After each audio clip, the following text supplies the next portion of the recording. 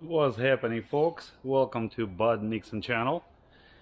Channel is DIY projects, woodworking, metalworking, off-roading, overlanding, snow wheeling, snow catting kind of style. On today's project, let's talk about this Q-Bond product. I'm not affiliated with the company. I just simply use the product. So stay tuned and see where we go with this.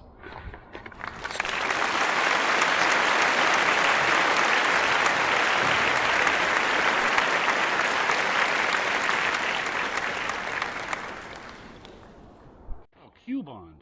What is a Q-Bond? Q-Bond made by K-Tool International. That's my understanding of the brand name. You can find this on Amazon, online, and probably in some of the hardware stores. I have seen it. What it is basically it's an ultra strong adhesive with some reinforcing powders. So this glue, I'm just gonna call it glue. It's basically super glue that is very super.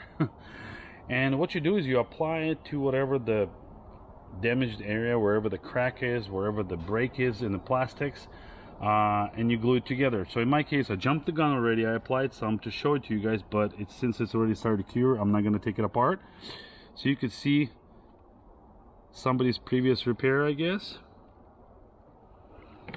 And I'm going to try to repair it all over. So I have a crack following this area here.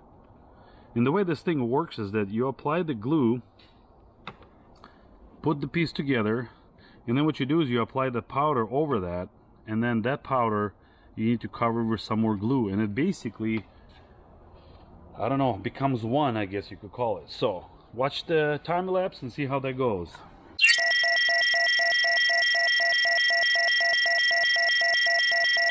So the basic idea is you apply the liquid and then you apply the powder, and the package comes in gray and black, so you can have a choice of whatever plastics you're working with, lighter or darker.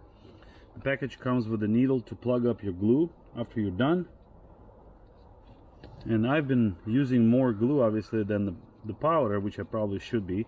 Anyways, over the time I've used this product for probably, gosh, past 10 years plus or minus.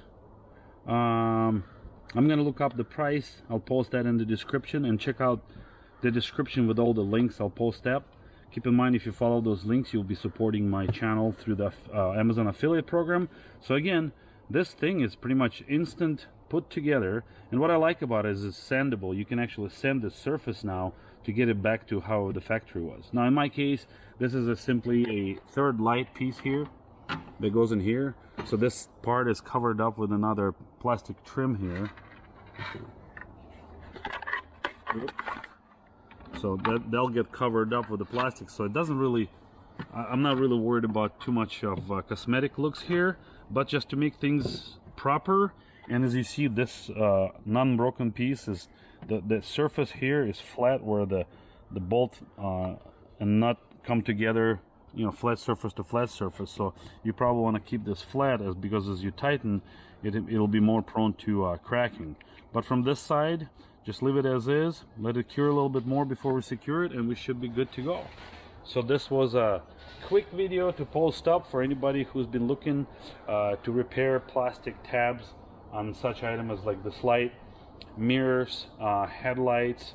A lot of times, I don't know, during whatever reason, when you're removing a headlight to do some kind of a work on your front end, you might break a tab or something, or any other plastic tabs. If you've been looking for a solution for that problem, I believe that this is it. I highly recommend it. I've used it, like I said, and I think there's nothing bad about it to this point, at least. I mean, I have not found this product to be faulty, other than operator's error. If you don't do it enough, maybe it'll be more prone to breaking. And again, any plastic that's been cracked from what it used to be from factory is never going to be probably as strong after it's been fixed. But will this be a temporary fix, or will this be a permanent fix? In my opinion, it's more like a, like they advertise, 99.9% guarantee that it will be a permanent fix.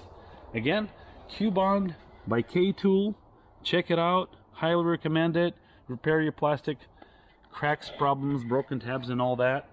Stay tuned for more videos. Thanks for checking out. As always, don't forget to subscribe, comment, like, share my videos. Stay tuned for the upcoming giveaway. Once we hit 30,000, we're only 500 people away. So by sharing, you're caring. Thanks for checking out. Have a good one.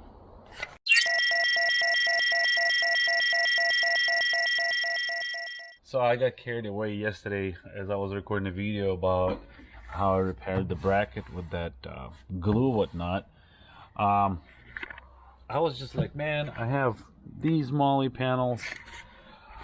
Why not do something for the rear? I always wanted to do it, and I think the time came.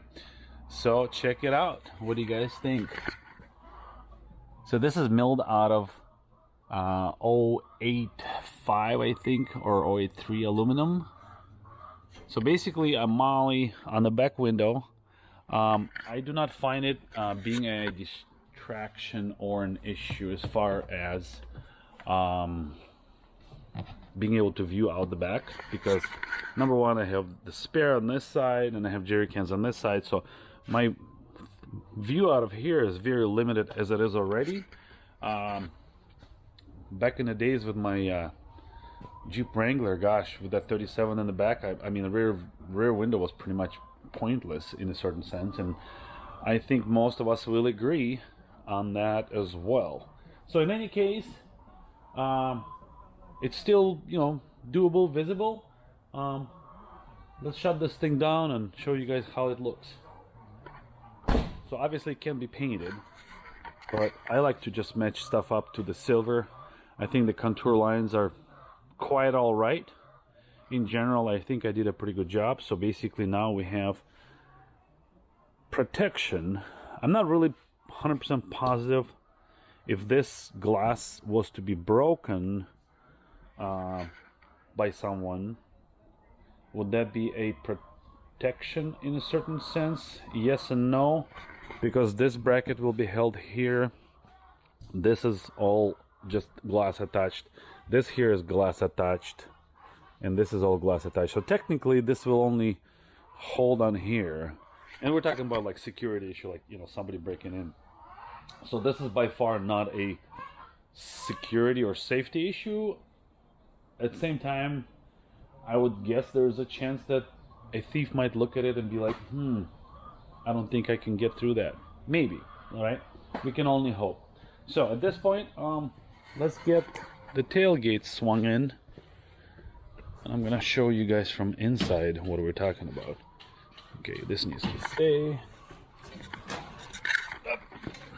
Hold on, we're getting there. So that's the little opening that I have to see from the back. As you see here, it's pretty much all just locked up, closed up. If you never really paid attention, the driver's side rear quarter window is not something that drivers would normally use to look out. If you never paid attention to that fact, please do. So you can block that one as much as you want to, because you're never gonna really use it to look, because you always look to your right. So your passenger side glass is the one you don't want to have obstructed with view. Now this side doesn't really matter. You can hang whatever you want in there. I think actually there's a reason why manufacturers put clothing hooks on the grab bars on the driver's side, because this is where the viewing is not going to be obstructed.